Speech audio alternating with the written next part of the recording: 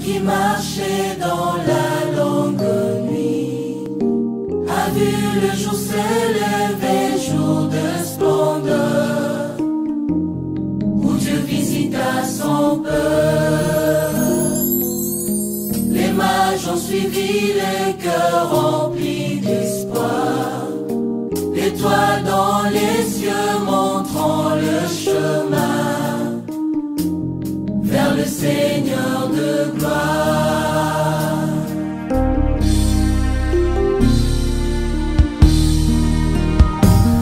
Glorieux Jésus. Shalom, shalom, peuple de Dieu, je vous salue au nom puissant de Jésus-Christ.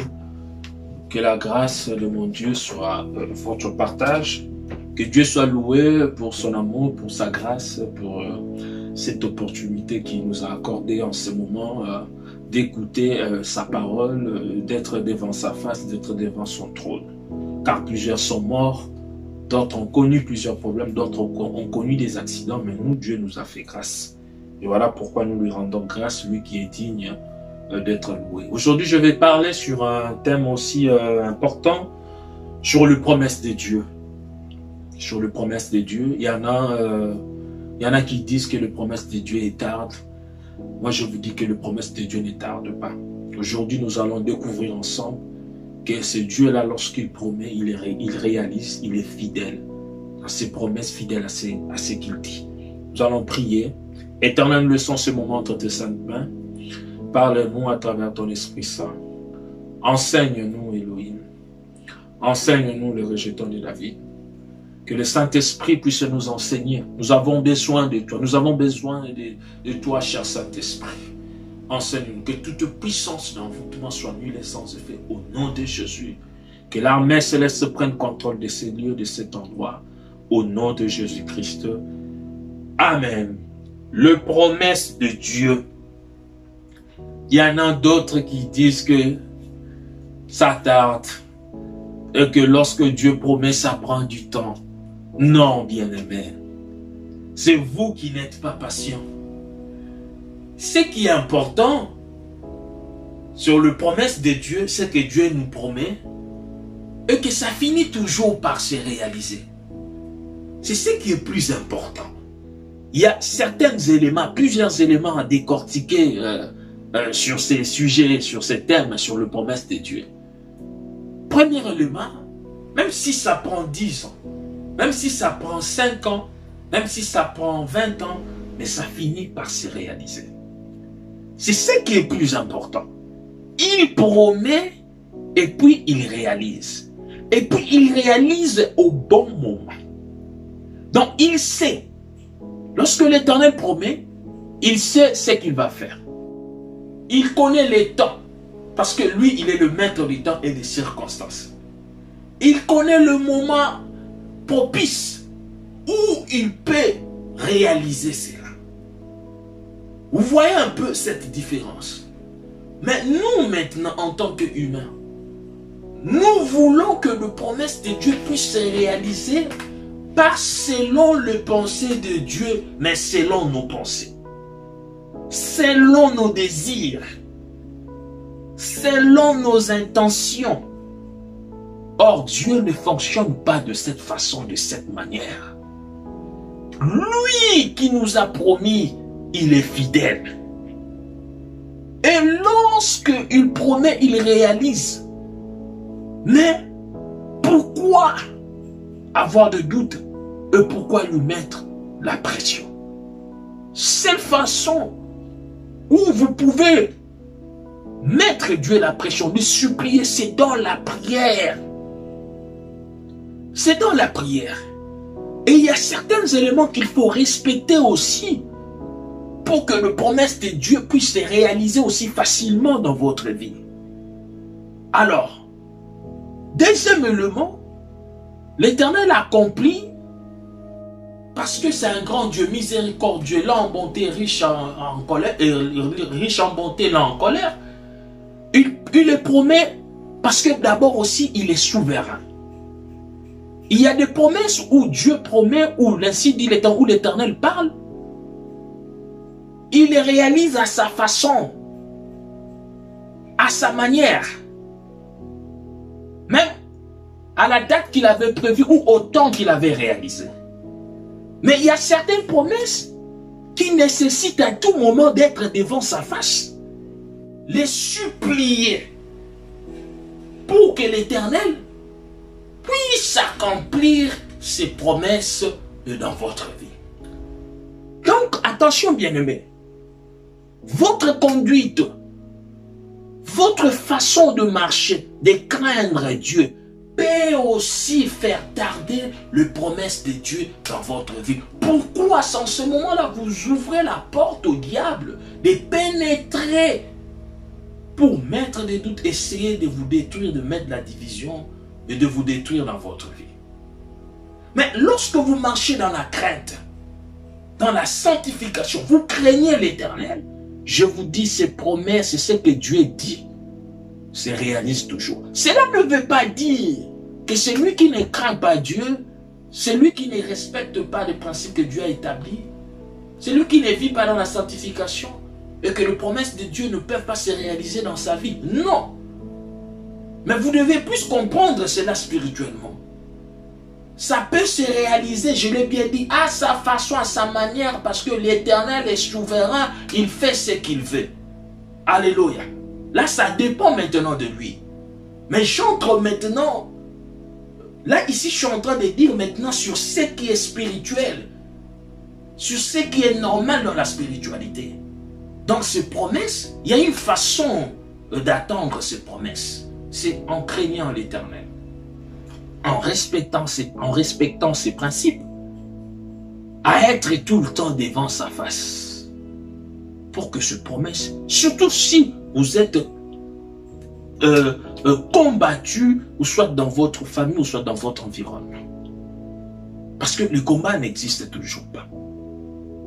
Alors, nous allons lire 2 Pierre 3, 9. 2 Pierre 3, 9. La Bible dit, le Seigneur ne tarde pas dans l'accomplissement. Dans l'accomplissement de la promesse. Comme certains le pensent. Alléluia.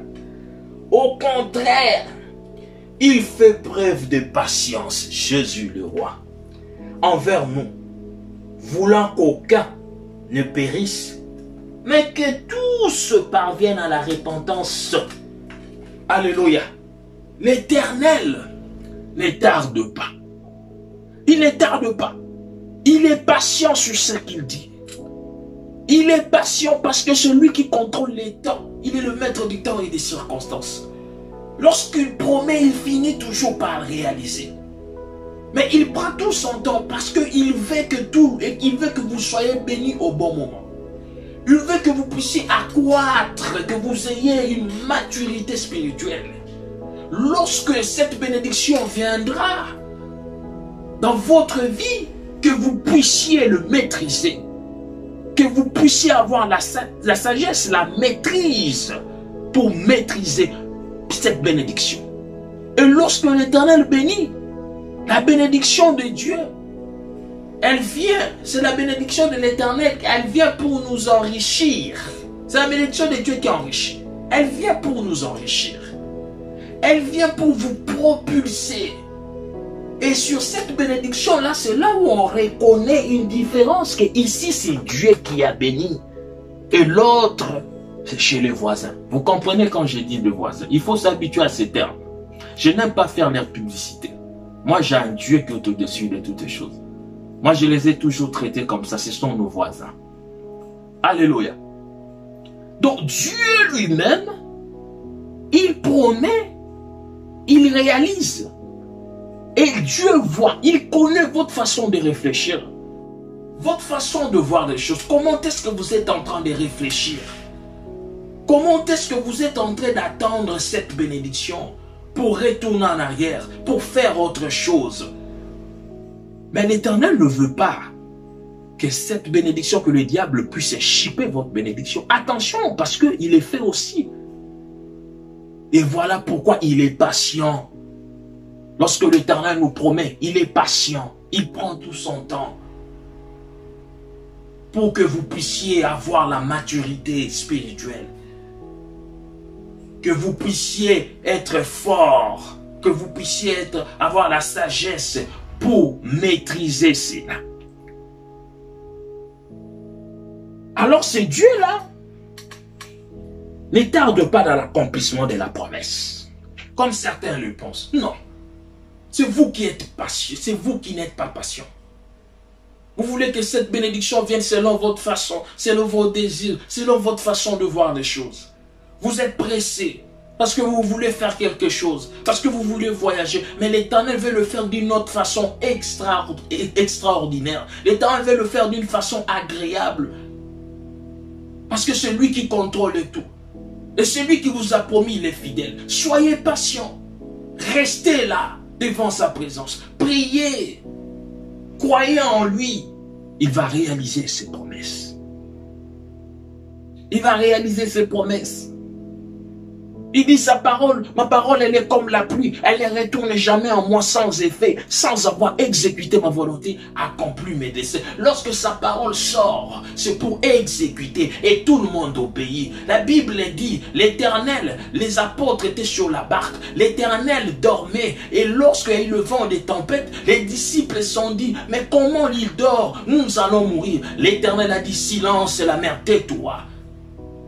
Les apôtres ont dit, qui est donc cet homme à qui le vent, la tempête lui obéissent? Alléluia. Il sait ce qu'il peut faire dans votre vie. Il suffit qu'il dise un seul mot. Il contrôle tout, bien-aimé. Soyez patient.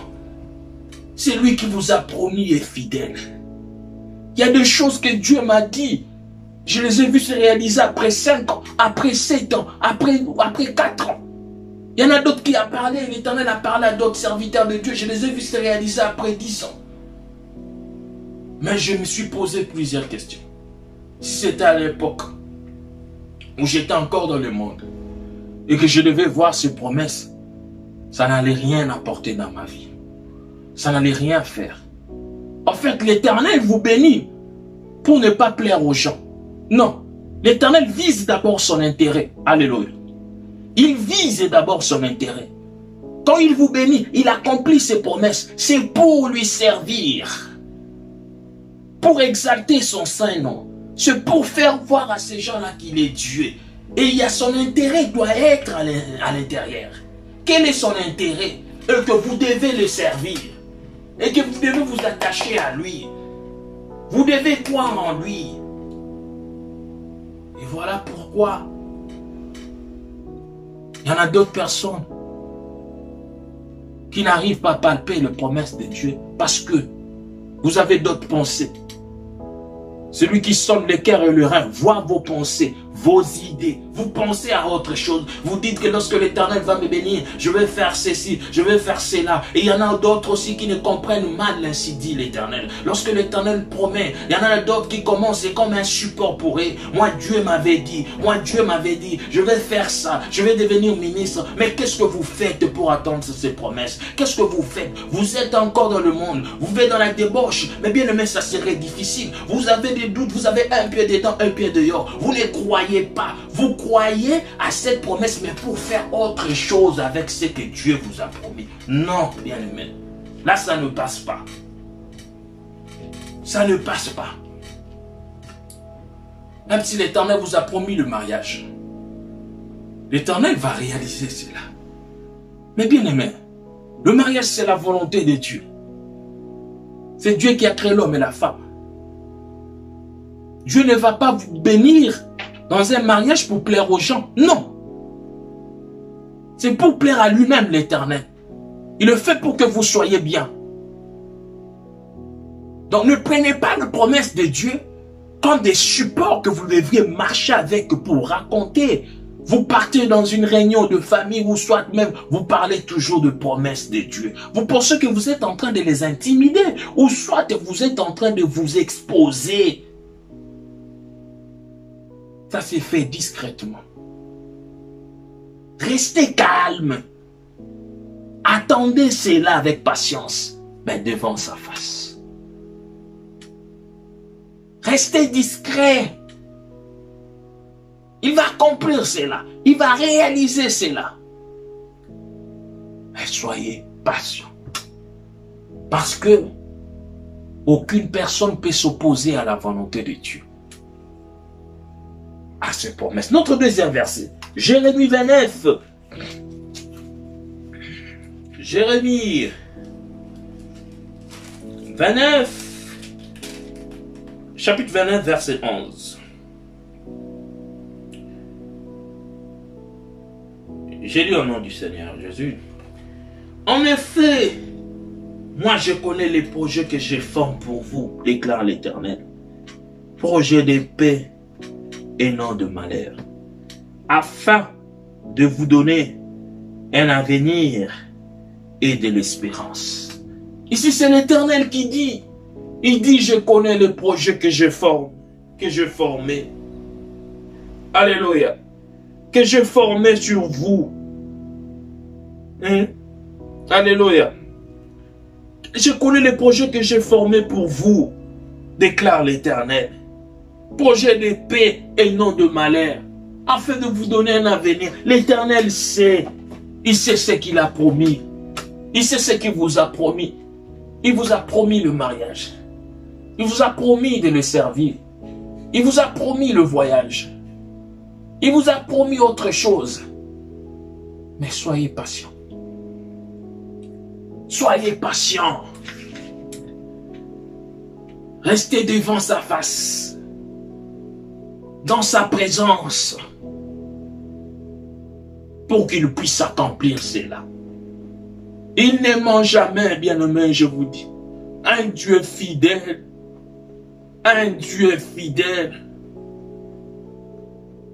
Il promet, il réalise. Aucune personne ne peut s'opposer à sa volonté. Aucune personne ne peut s'opposer à ce qu'il dit. Même dans votre famille, aucune personne. Même vos parents n'ont pas droit. Je connais le projet que je formais pour vous. Projet de paix, de bonheur et non de malheur. Je connais le promesse que je formais pour vous. Projet de paix. Des projets que j'ai formés pour vous. Projet de paix et de bonheur et non de malheur. L'Éternel sait. Il sait ce qu'il doit faire dans votre vie. Vous vous dites, prophète, ça tarde. Vous vous dites, ça fait un moment et que depuis que Dieu m'a dit, il y a plusieurs serviteurs, il y a plusieurs prophètes qui m'ont dit que je ne veux me marier. Et ça tarde. À chaque fois, c'est toujours des déceptions. À chaque fois, c'est toujours des difficultés dans mes relations. Mais bien aimé, regardez comment est-ce que vous êtes, regardez comment vous vous comportez. Est-ce que vous avez deux pieds sur place? Est-ce que vous n'avez pas un pied dedans, un pied dehors? Est-ce que tout le temps vous êtes devant sa face? Comment vous vous attendez? Comment vous attendez recevoir cette promesse? Vous êtes dans quelle position? Vous êtes dans quel état? Vous les attendez comment? Pas dans le monde bien. C'est pour cela, des fois, ça tarde.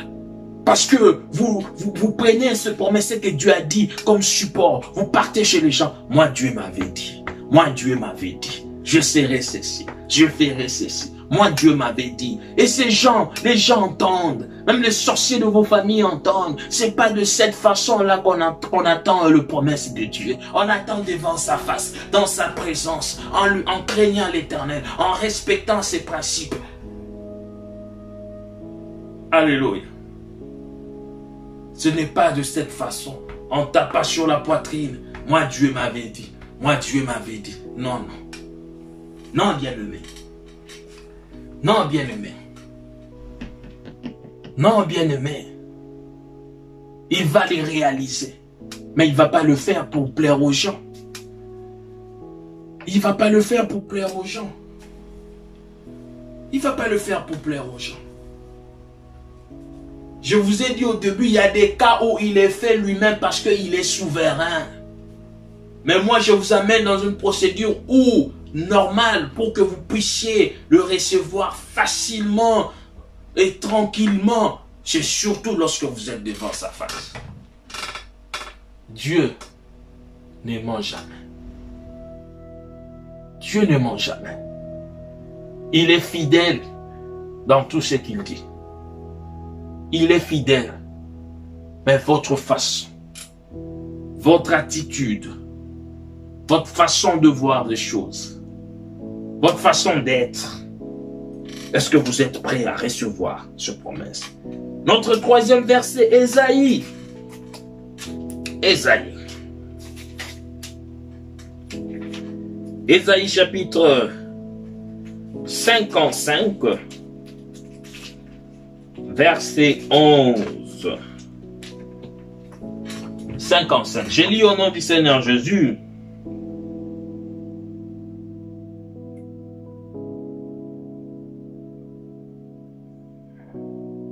Verset 11.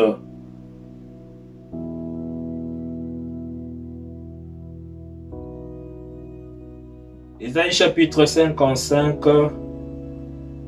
verset 11. J'ai lu au nom du Seigneur. Il en va de même pourquoi ma parole. Il en va de même pour ma parole. Celle qui sort de ma bouche, elle ne revient pas à moi sans effet. Ici c'est l'Éternel. Sans avoir fait ce que je désire et rempli la mission que je lui ai confiée. Alléluia.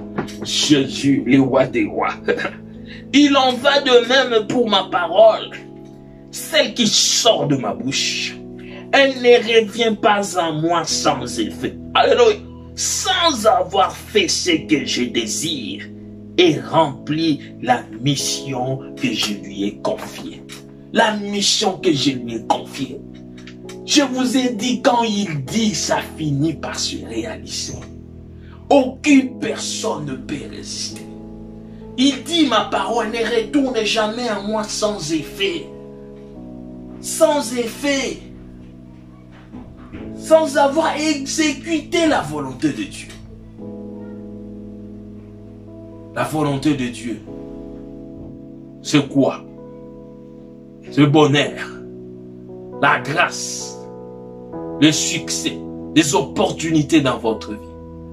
La volonté de Dieu, mais votre façon de voir les choses. Votre façon d'attendre cette promesse. Et de quelle manière? Devant sa face. Regardez ce Dieu-là lui-même. À travers ces promesses, il y a déjà une assurance totale. Une assurance totale. Sur tout ce qu'il dit. Ça ne peut jamais retourner en lui sans avoir exécuté, rempli la mission que l'Éternel a confiée. Il dit, c'est la mission que je lui ai confiée. C'est quelle mission? C'est de vous bénir. C'est de restaurer votre vie. C'est de vous octroyer le visa. C'est de vous accorder le mariage. De restaurer votre finance. Ça dépend de ce que Dieu vous a promis. Mais pourquoi ça tarde? Pourquoi ça ne se réalise pas? Non parce que Dieu tarde. Non, comme les autres le pensent. C'est pas ça. C'est vous, les concernés. Mettez vos deux pieds sur terre, devant sa face. Craignez-lui, l'Éternel. Vivez dans la sanctification. C'est en ce moment-là que les promesses de Dieu vont se réaliser dans votre vie. Les promesses de Dieu ne vont pas se réaliser dans votre vie parce que vous le faites comme une sorte de publicité. Vous le faites comme une sorte de propagande. Ce n'est pas de cette façon que ça va se réaliser. Détrompez-vous, bien-aimés. Ce n'est pas de cette façon. Là, ça devient une histoire charnelle. Or, Dieu vous a promis spirituellement pour le palper physiquement, mais dans la discrétion, dans la crainte de Dieu, en priant. Lorsque vous priez, vous attirez cette bénédiction. Parce qu'il est écrit, l'amitié de l'Éternel est pour ceux qui les craignent. Celui qui craint Dieu, Dieu devient votre ami. Dieu devient votre ami. À chaque fois que vous lui demandez quelque chose, il finit, il accomplit, il réalise cela. Parce que vous respectez ces principes. Donc vous êtes obligé de prier, de rester à tout moment devant sa face.